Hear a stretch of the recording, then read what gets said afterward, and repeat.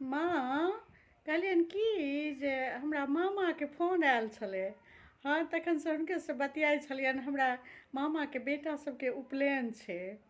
हाँ, तऽ कहै छलै हन अबै लए, तऽ कहलियै जे हम माँसँ कनि पूछि कऽ कहै छियनि। हाँ, कनि जाय दितथिन तऽ बढ़िआँ रहितै। उपनयन सनक परोजन तऽ माँ देखाबैवला होइ छै ने, आ टिकट कनि पहिनहिएसँ लिअ पड़तै। हाँ हाँ, मामाके दुनू बेटाके उपनयन छै। बड्ड लोक आबि रहल छै। सबसँ भेँट घाँट भऽ जेतै माँ। हमरा मामाके बेटी सब दूर दूरसँ आबि रहल छै।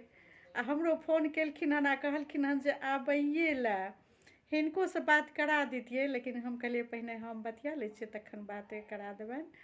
कहै छलखिन हन जे साउसके दहिन बात कऽ लै छियौ, से कहलियनि जे जाय देथिन ने माँ। जाय दितथिन तखने हम बातो करेबनि, नहि तऽ फेर हुनका कनि तकलीफो भऽ जेतै ने। तैँ कहलियै पहिने हम बात कऽ लै छियै। जाय दितथिन माँ उपनयनमे हमरा। ये आब एहि उमरमे अहाँके नानी गाँव घुमैके मोन होइए? एहन तऽ कतक आबसँ फोन एतै जे फल्लाँ ओतऽ परोजन, तऽ फल्लाँ ओतऽ परोजन, एतेक जे लोक जाय लागै तहन तऽ भेलै। कहू जे अहाँके आब नानी गाँवमे परोजन यऽ तऽ ओतहु जाइके इच्छा होइए। एहिमे हमरा पूछैके कोन काज छलै? अहीँ कहि दितियनि कनि सरिया कऽ जे आब एतेक दूरसँ टिकट कटाउ, जाउ, फेर हमरा सबके देखरेख के करत? दवाइ बीरो टाइमपरमे, नाश्ता पानी, खेनाइ पिनाइ आब हमरा होइए कैल। आ वएह दाइ तऽ एलै हन 2 दिनमे चलि जेतै।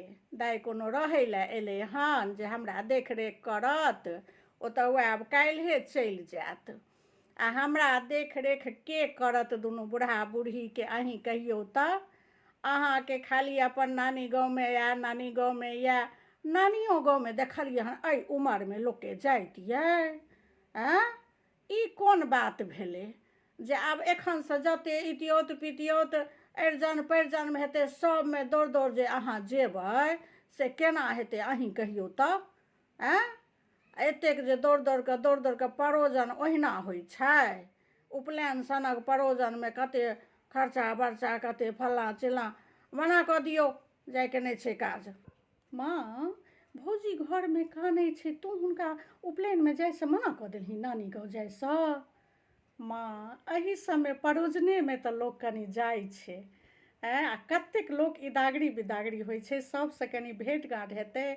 ई नहि बुझै छी जे नानी गाँवसँ हुनका एतेक अनुरागसँ फोन अयलनि, आ तू कहलिन हन जे मना कऽ दै लए, नहि जाइ लए?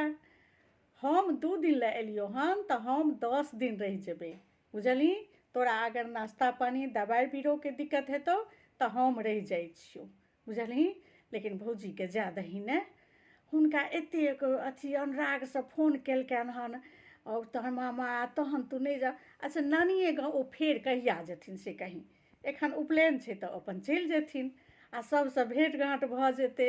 उपनयन सनक परोजनमे तऽ केकरा केकरा ने लोक बिदागरी करा कऽ आनै छै। ताहि दुआरे अपन फोन केलखिन हन। जाय दही ने माँ, एना किया तू कहलही? सीधा मना कऽ देलही जे हमरा दवाइ के देत, हमरा नाश्ता के देत?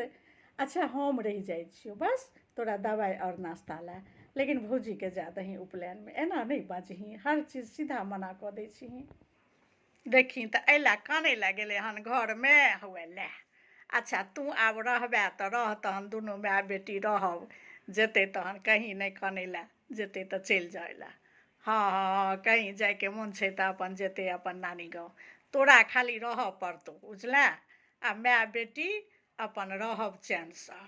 हाँ हाँ, कहीं एतेक कानै खिजै लए नहि।